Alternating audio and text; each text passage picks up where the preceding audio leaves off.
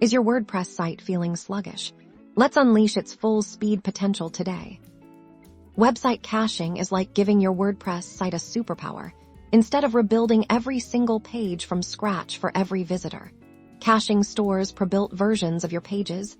This means they load significantly faster, giving your visitors a super smooth experience and giving your search engine rankings a massive boost. To implement this awesome speed enhancement, we'll use a plugin navigate to your WordPress dashboard, then go to Plugins and select Add New. In the search bar, type WP Super Cache. This is a fantastic, widely used and free caching plugin. Once you find it, click Install Now.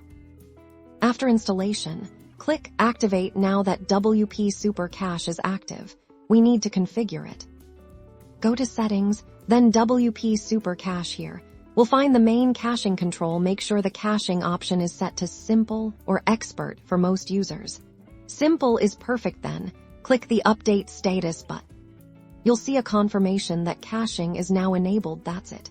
You've successfully added caching, making your website dramatically faster.